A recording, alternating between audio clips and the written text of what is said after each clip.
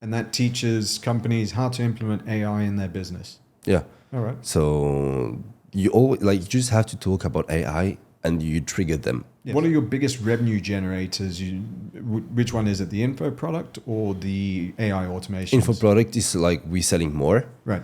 But of course, because it's like €100, €1,800 for half a day. But the automation service is high tickets. So it can be from 5K to 25, 30K for a single service. Good morning, guys. Welcome back to the podcast. I'm sitting down with Amin today, who runs an AI automations agency based out of France. Nice to be here with you. Thanks for taking the time to do this today. I know you're ill, so I really appreciate you sticking to your word and actually pulling through for this. I'm looking forward to this. AI automation seems to be a very hot topic at the moment. You're running an AI automations agency with French clientele. How are you going about getting clients at the moment?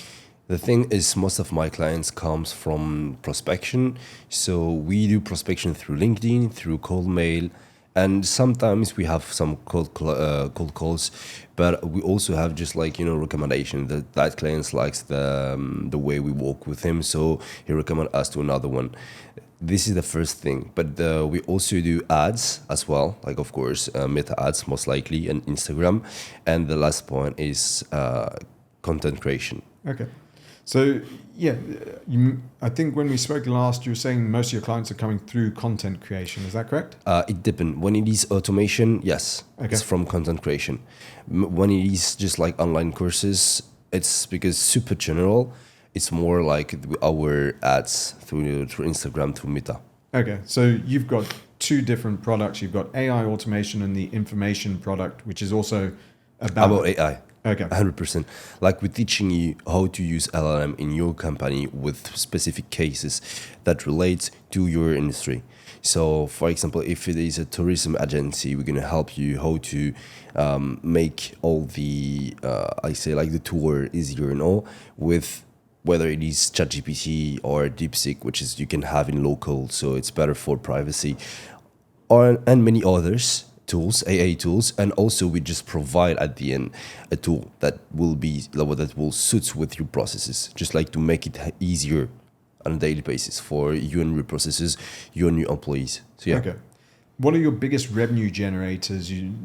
Which one is it, the info product or the AI automation? Info product is like we selling more. Right. But of course, because it's like €100, €1,800 for half a day. Okay. So we're getting more client there. It's easy to sell, easier to target because anyone can need that. So it's easier. But the automation service is high tickets. So it can be from 5K to 25, 30K for a single service, for a single providing. So it's higher ticket. It's better, I think. So sorry, when harder. You say 5K, is that in dollars? No, euro. Euro, okay. Yeah, because you're French. Yeah, sorry. So the info product must be high profit margin though, right? Yeah. Yeah. Because when we started, we were providing the courses, like the teaching. Me and my co-founder, we were doing it here.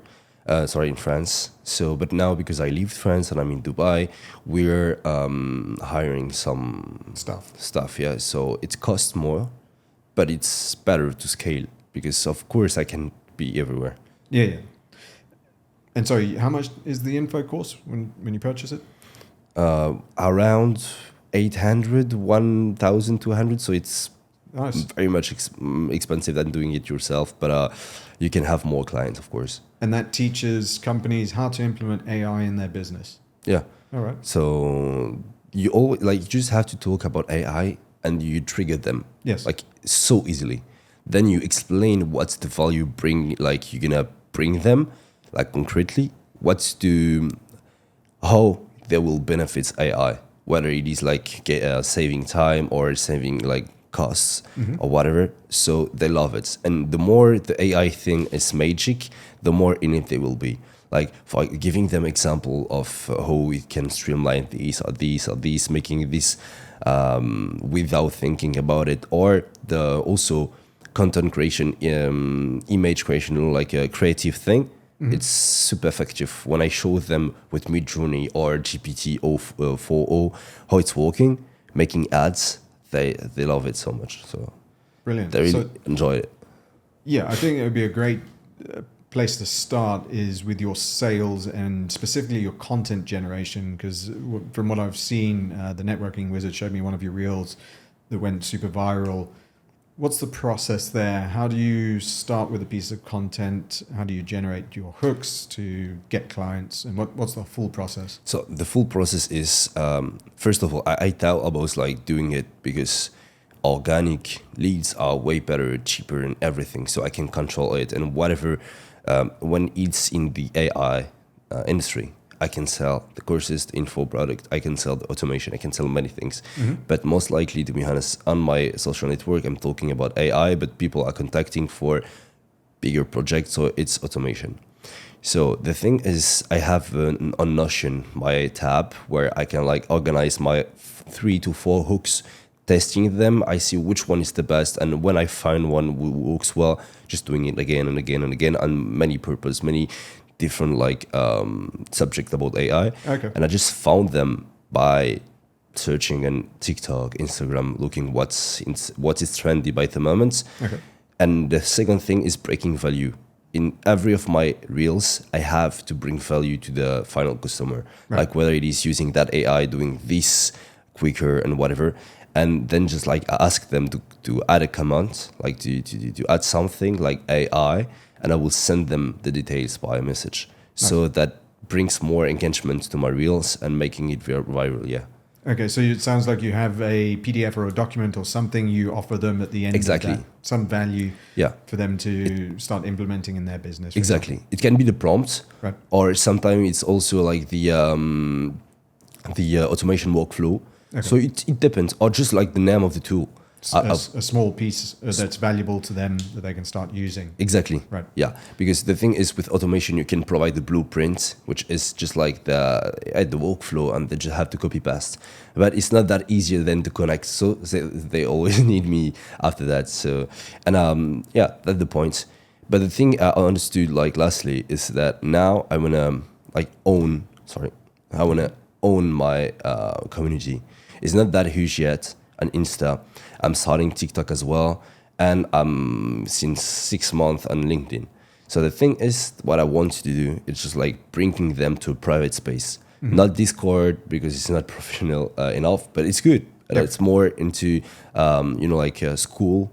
It's very technical Discord, right? It's for like development teams usually. Yeah, more. So I want to bring my audience to school or like to a list of emails, because when you're posting something in story, Instagram, for example, you're going to have, for example, 10K people following you, only 3K seeing that story. It depends on how good it is and all, on the engagement and all, because you don't own them. Like you don't decide, the algorithm is deciding for you. They can follow you and still not seeing your content because you're not trendy by that time and all. So the thing is bringing them, like owning your own community through email list, for example, then you'll have them for you. If you send an email like to 10K people, maybe 5, 6, 7K of them will see it. So it's way better.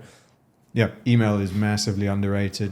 The best stuff I've seen on that is Alex Hormozy's YouTube video on how good email content can be. You know, people are checking the email multiple times a day. They sit there, they live there. You know, especially people in offices and stuff like that. So you can sell to them over and over and over again. Your open rates are going to be much higher with email. It's not something we've branched into because I think when you're a small business, you want to focus on one media channel until you've exhausted that. It's very easy to get sideswiped or focus on a shiny object like TikTok or LinkedIn or something like that, right? Before you've exhausted your main avenue for leads. So that's something I try and focus on as well. You mentioned that you reuse hooks. So it sounds like if you have one winning hook, you'll keep making that into several pieces of content and keep pushing it out. Is that correct? Yeah, exactly. Right. For example, I had a hook with Instagram notification, like a vocal when someone is asking me, please, help me on that.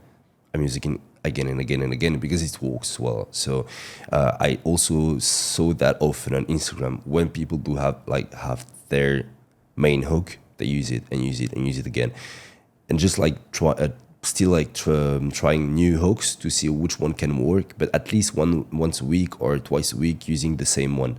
So that's what I'm trying to do as well. Okay. So and how long does it take you to make a piece of content? Because it is extremely time consuming. Yeah, it is. Yeah. So when I started, it was on my iPhone, was so time consuming, and I'm not that focused on my phone. It wasn't the best. I cannot select, for example, text in a row, so it wasn't the best option. Then I started on my computer, way easier.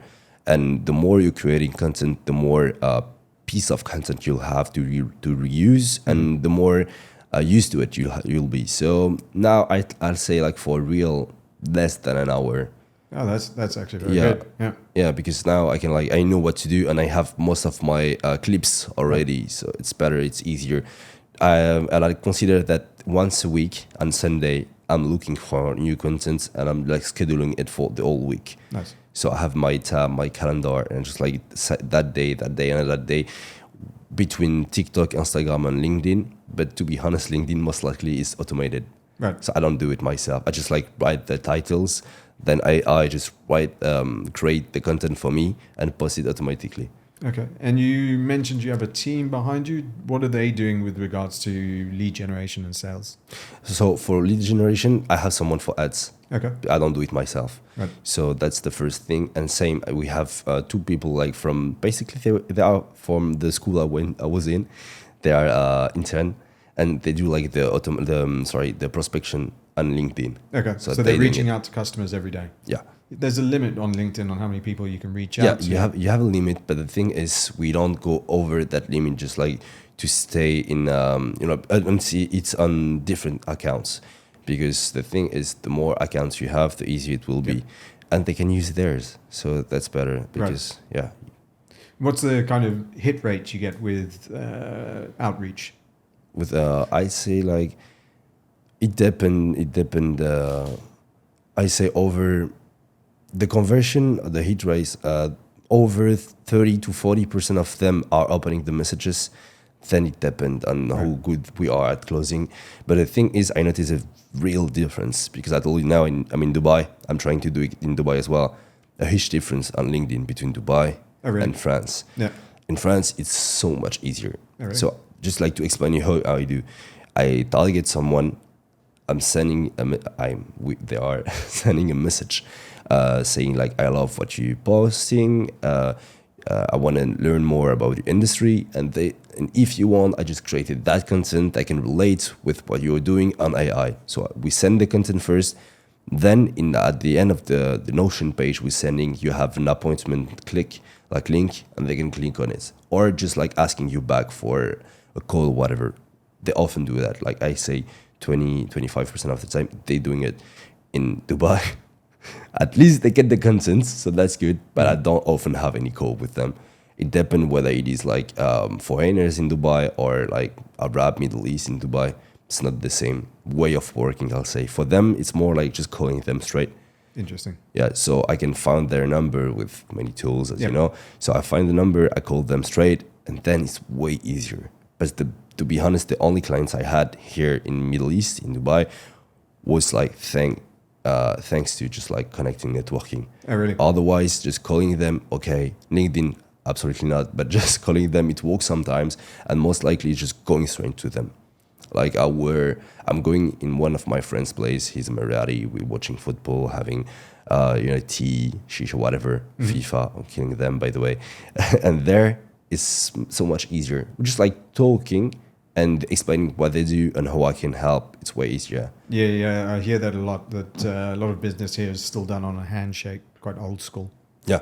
Yep. But this is good as well, because they are mature regarding money, so they have a lot of budgets, but not mature regarding processes. Right. So you still can help. Yep. And the crazy thing is, when I was working in France before having my agency, I was working for SAP.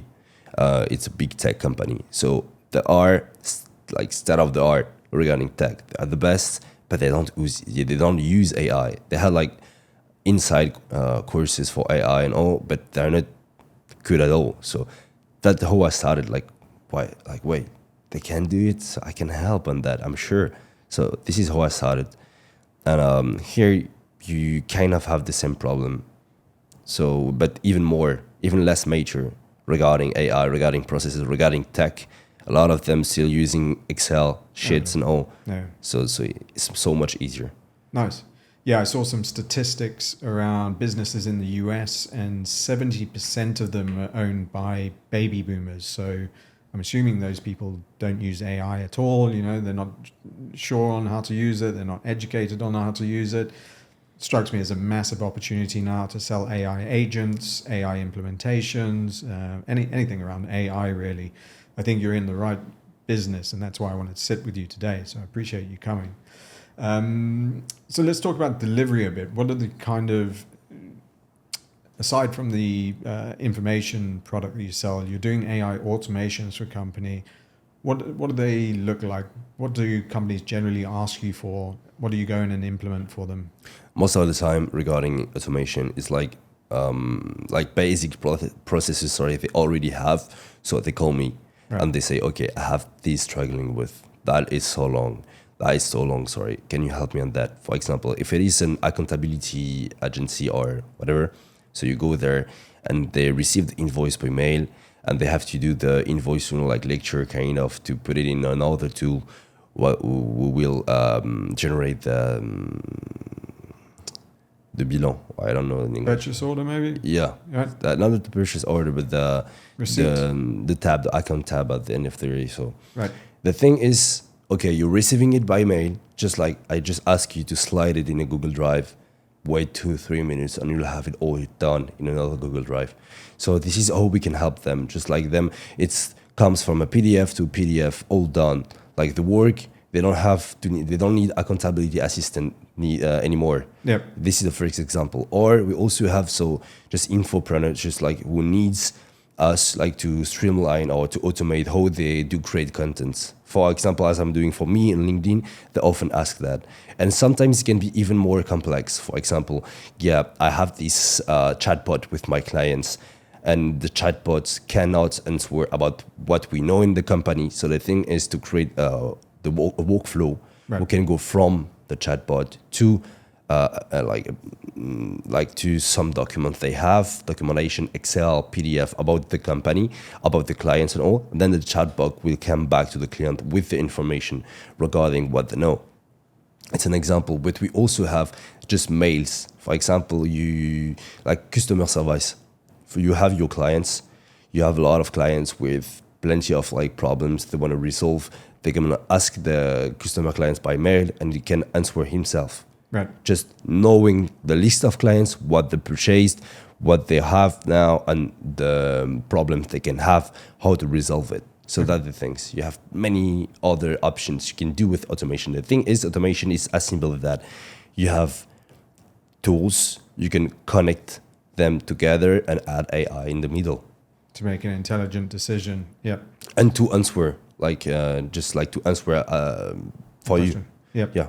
Yeah. So sounds like the main areas are kind of sales, content generation, customer support. These are really you can help.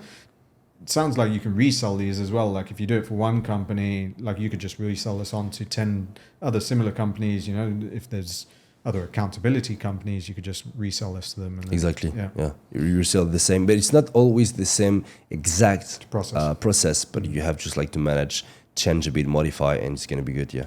And what tools are you using for the automations? Is it Nathan, Zapier, Airtable? N8N. Nathan. Most likely, when it's big thing, it's N8N. Right. When it's less, it's Make, most likely. But I never use Zapier.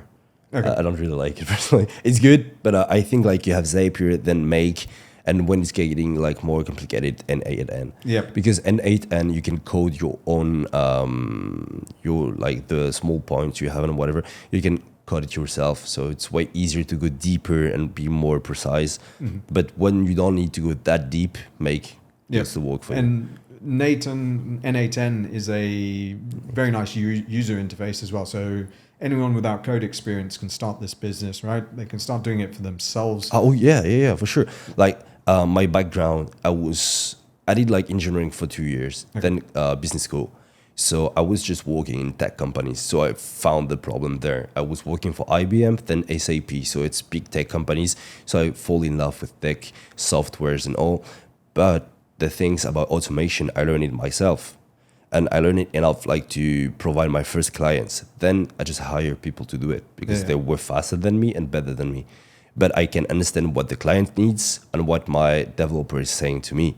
Yep. What's the problem is encountering. So I can like say, okay, do this, although that I have enough like knowledge to do it.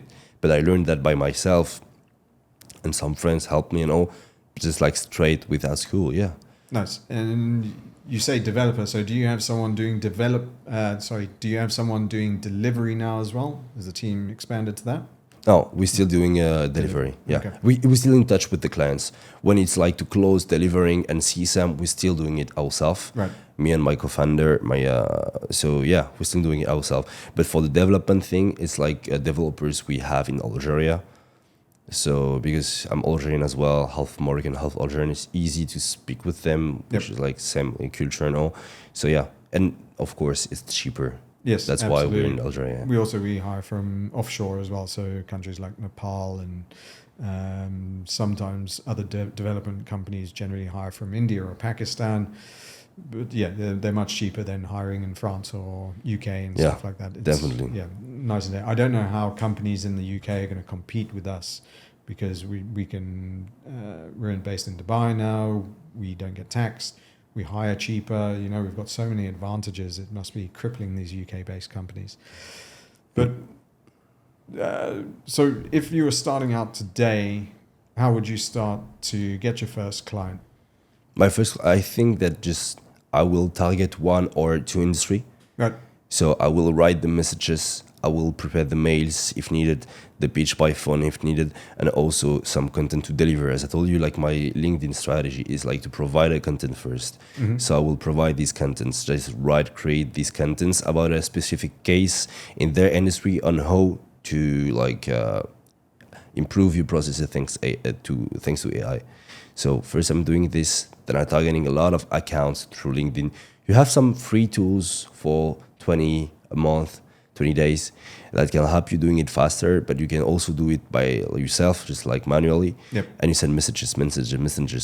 Don't count, as Omorzi said as well, don't count by 10, count by 100. 1,000 even. Yeah, 1,000, yeah. Just like send messages. Of course, in 1 month, I swear you'll have at least one client. Yeah. At least. People vastly underestimate what they can get done in a long time, and they overestimate what they can get done in a short time. So yeah, whatever people are thinking, they need to do it probably 10 or 100x what they're thinking to get their first client usually. It took me many tries to get this business up and running. So yeah, it's you have to put in the hard work initially before you start hiring people and training them and teaching them what to do. But yeah, someone, from what you've just said, someone can get started with literally zero money. LinkedIn's free, Instagram's free.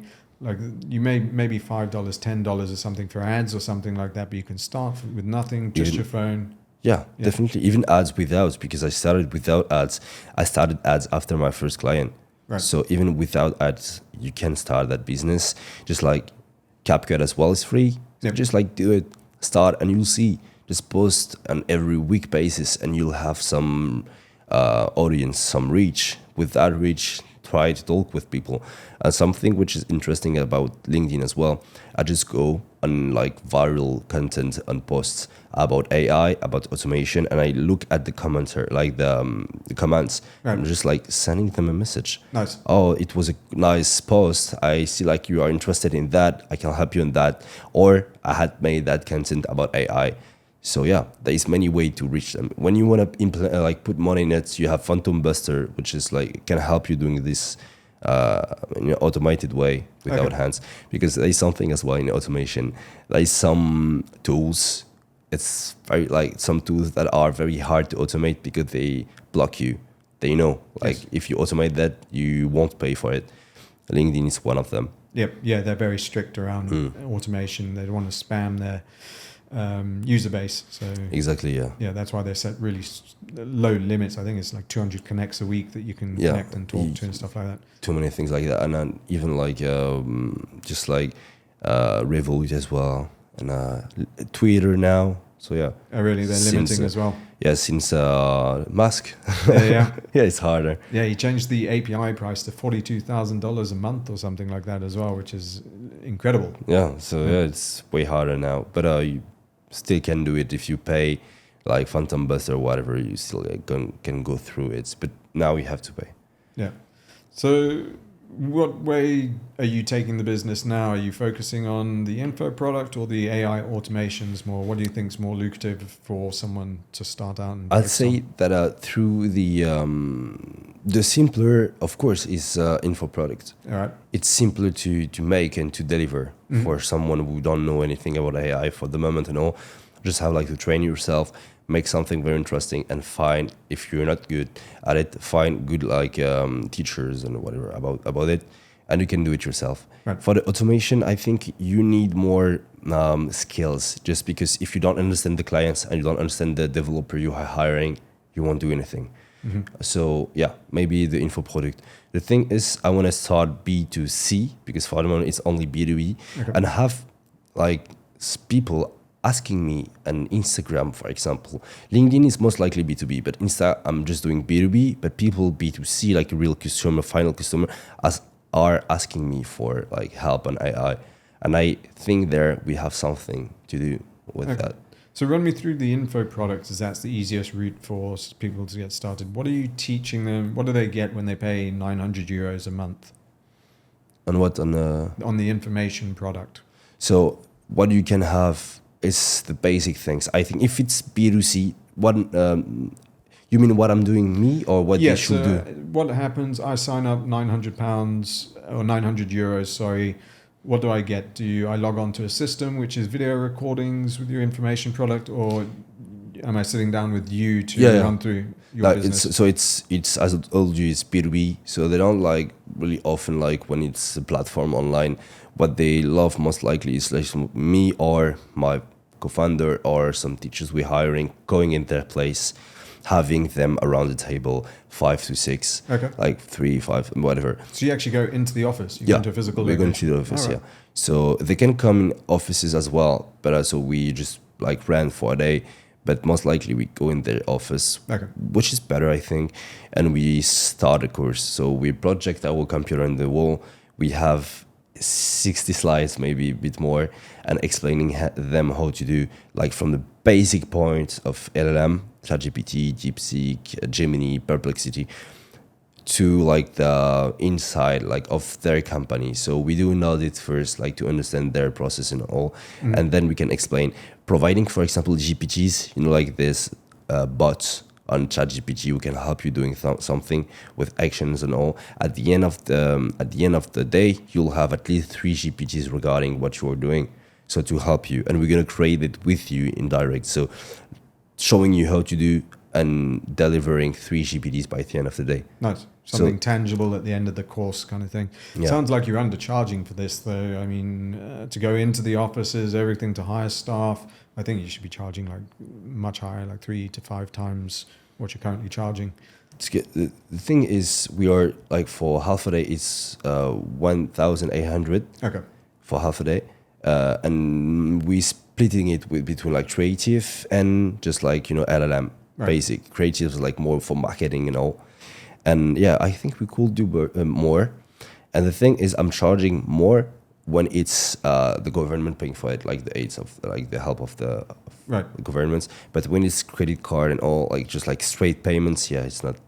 Maybe you can do it more expensive. That's a great selling point, right? So the government in France subsidies companies now so that they can start learning about AI. So you can just go to these companies and say, look, government's going to subsidy, 50% of the overall cost if you buy this AI course from us? It's the whole cost. The whole cost? 100% of the whole cost. Yeah, no. Yeah. They don't pay for it. Yeah. So that's so much easier. So I'm going to that company saying, okay, we're going to check what your budget is, and coming back with a proposition. So I just check if they have full of it, like for example, 9K. I just come in like, you have 9K. Spend it. Yeah, spend it because you have 1K, 9K for a year. Next year you'll have it again. So spend if you it. don't use it, you don't get it, right? Exactly. So, I mean, every customer must be saying to you, yes, please come in. But the thing is, some of them just like, no, don't worry, we'll pay. So they pay straight. Yeah. When it's bigger company, they don't care. Like they want it as quick as possible. So they just pay. So the kind of bottleneck there is you have to apply for it and then wait a month and it comes through. It's like 3 months. But I'm saying you must have a very high, not conversion rate, but a very high kind of close rate. Yeah, the close rate is quite good regarding regarding that. Just problem is like delivering. We have to hire more people to do it more often. So that's where the bottleneck is: scalability and hiring people to go in and training them on how to do this with the different clients. Yeah, because they can do like, of course they can. If they are expert on AI, they can teach how to use AI. But we have our own way to do, which is our way. So we want them to know that way. Yep. So we can like hire random once every weeks. We have to choose some like and like keep working with them. So yeah, the things. But that sounds like an amazing business, right? You just need to get people to be able to scale it. But what's the difficulty there then as well? You've got like labor laws in France, whereas if you're hiring in Algeria, it's kind of remote and it's on contract basis, and you don't have to worry about kind of laws around kind of what do you call it? When you fire someone, you have to give them X amount of time. I mean, it's contract. It's like I pay you daily rate. It's or not monthly that easy. Rate. Yeah, it's very not easy. Like in France, it's not that easy to hire or fire and maintain at all. Yeah. Right. So the things is even for automation, we are not like we don't have the government help for automation. It's just for the courses. So it depends on what business and what service you're selling, and it's like to scale. The bottleneck is there, like scaling it, having more people, having more. I'd say like courses delivering by day, because in general it's like 2 a day maximum, not more. Yeah, for one person. Yeah. So it's not easy, but I think we're gonna go like faster and faster, like having more people, having a like bigger structure. How long have you been running this business? 7 months. 7 months, yes. It's still brand new. It was just like we started when just before I left France. Then I came to Dubai, so I was focused on that, so it get bigger and bigger.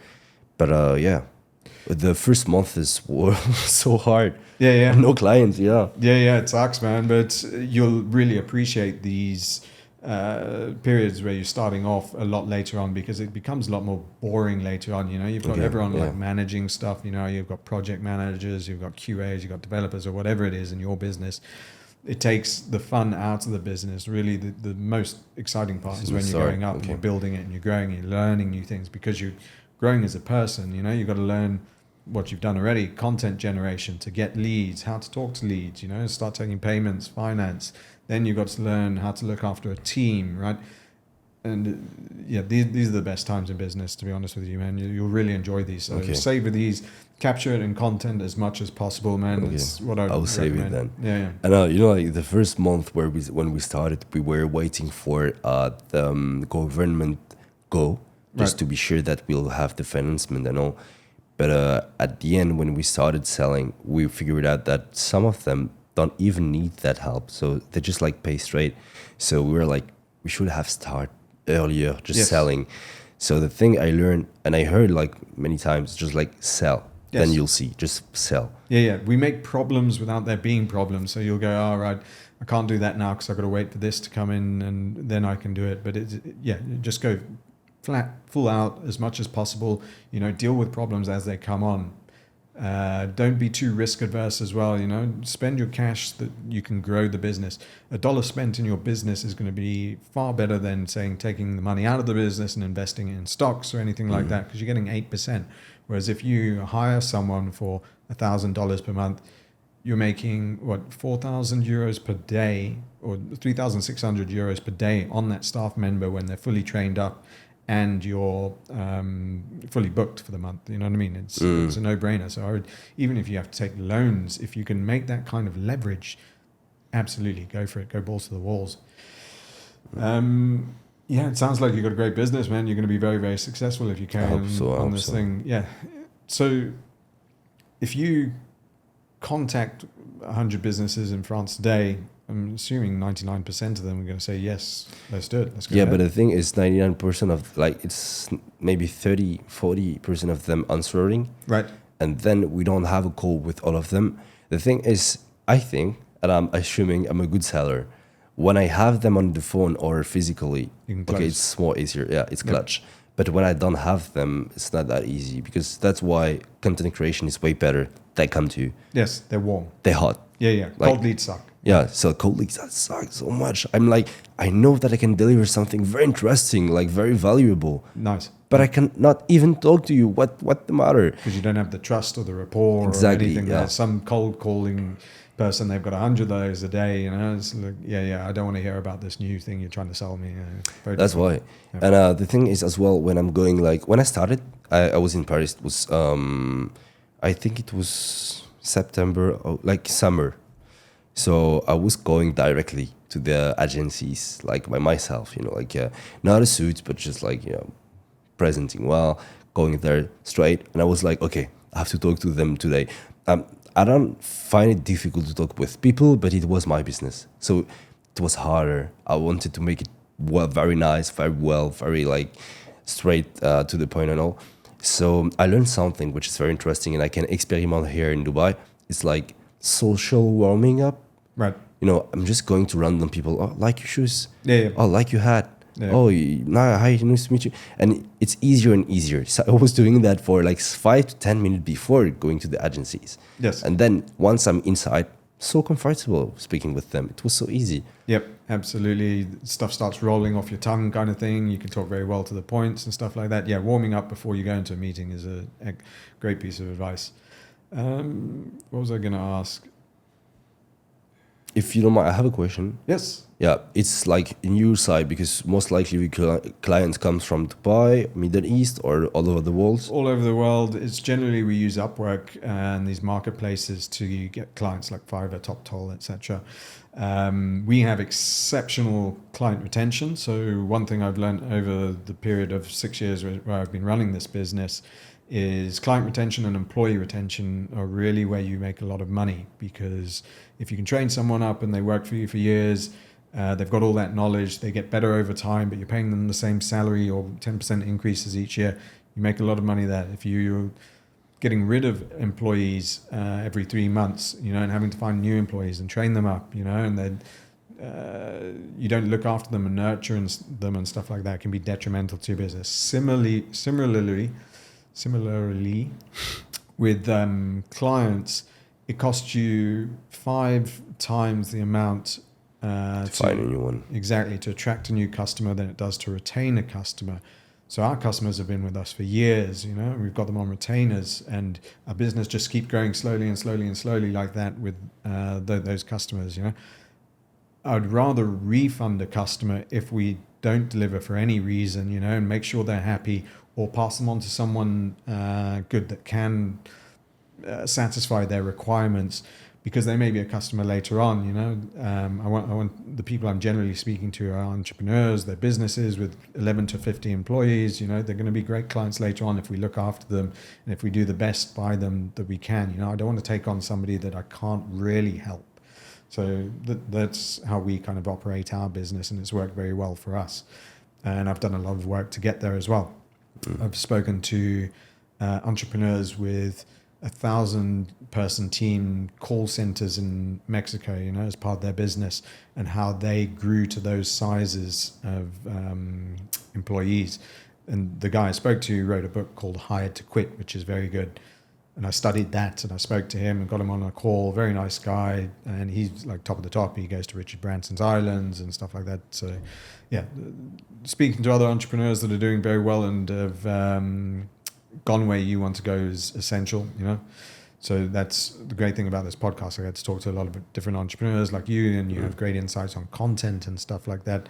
Something I highly recommend. And you're going out and networking as well, and that's generally how we met as well, through Networking Wizard. You know, it's super valuable. There's a great resource here in Dubai of super successful entrepreneurs. You know, it's very easy to meet people here. It's not as easy in, I would say, France or the UK to do this type of thing. You know, the thing. Sure.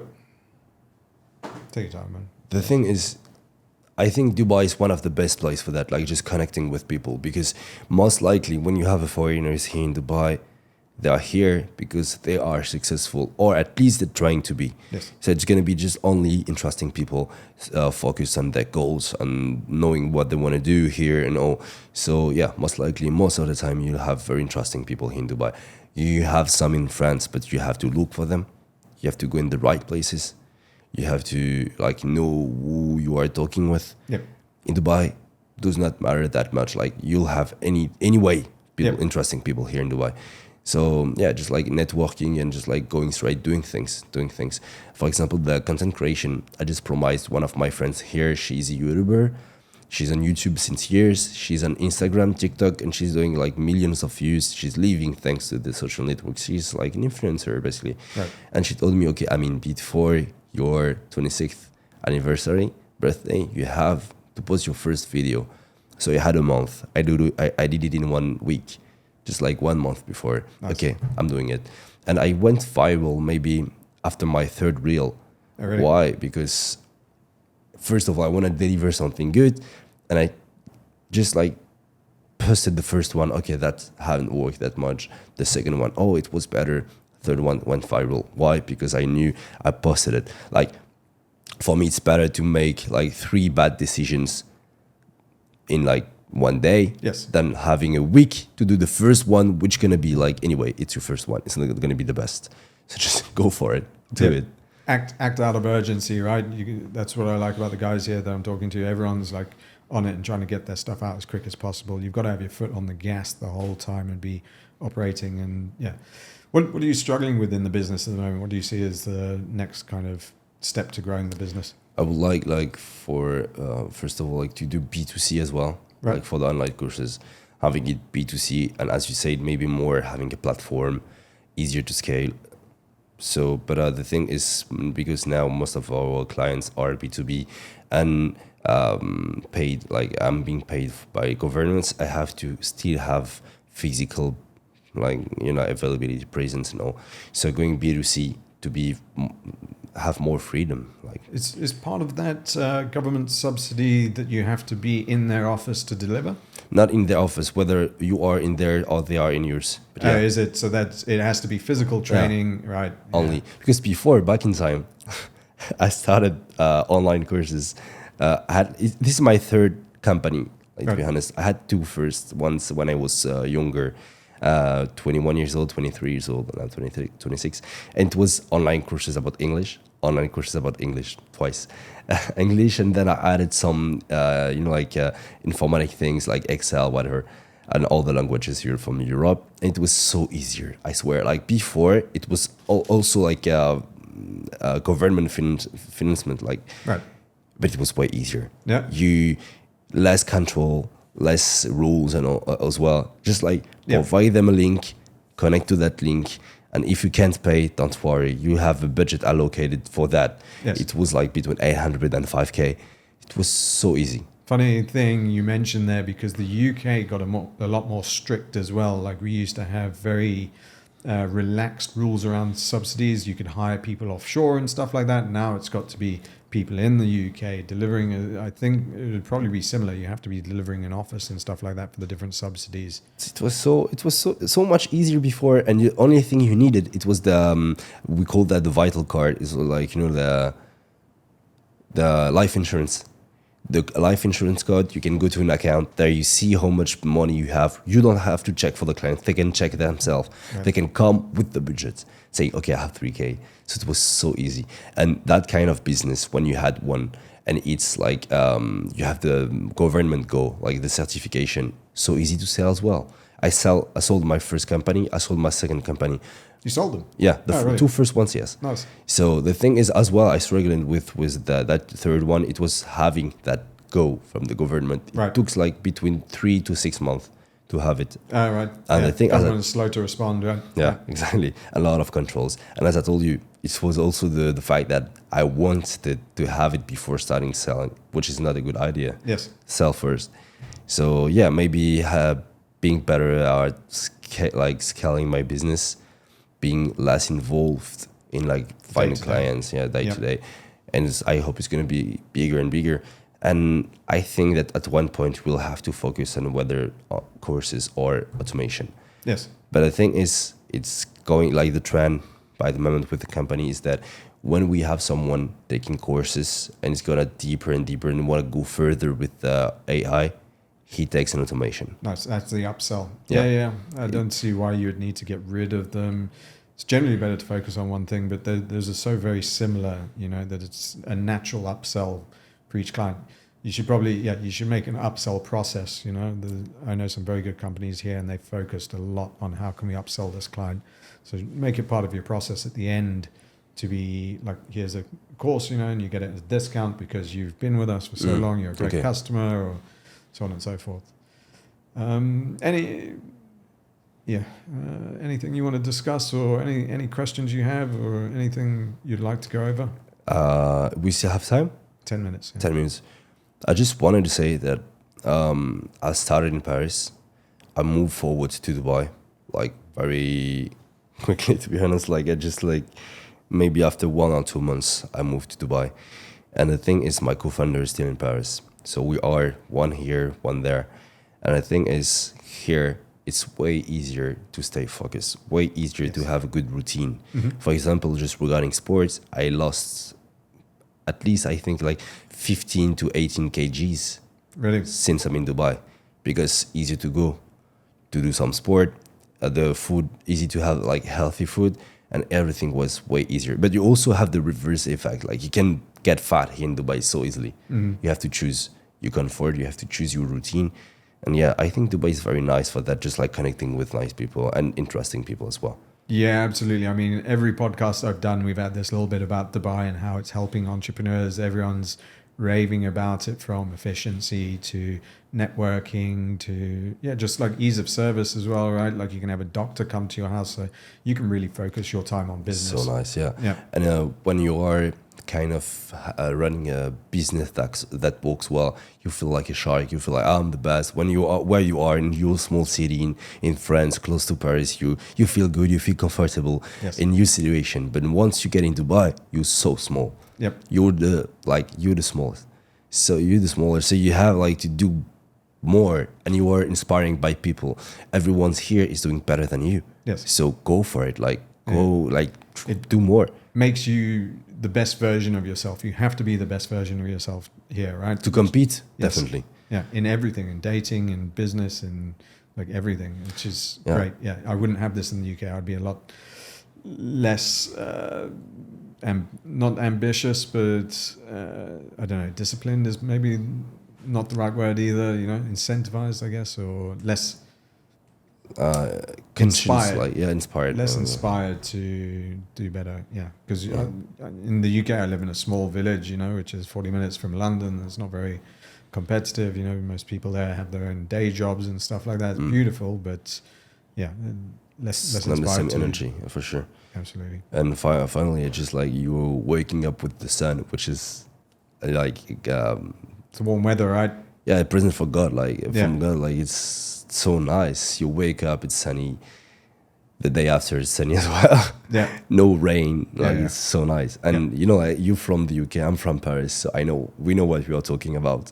3 months of rain. Yeah. Here is so nice. And I know my parents comes from North Africa, so they had that life of sun, but it was sun with misery, kind of sun with poverty. Yep. It's not the same. Here we have sun, but we have that comfort as well, so we can enjoy the sun. Even if I'm most likely at home, to be honest, walking from home, going to the gyms, then straight back home, I can feel it. It's amazing. Yeah. You're free to do what you want when you want, and you just feel less stressed.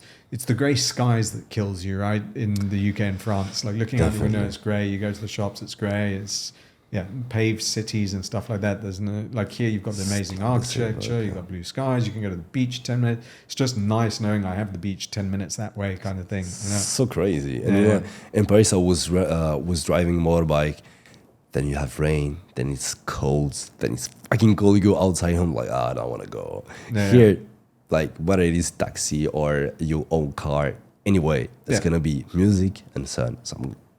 And you socialize with more people here, right? So thankful. Yeah. Different people. Yeah. That is an important point here because French people, okay, we're nice. Outside France. In France, it's not that nice. You cannot like go and talk to whoever.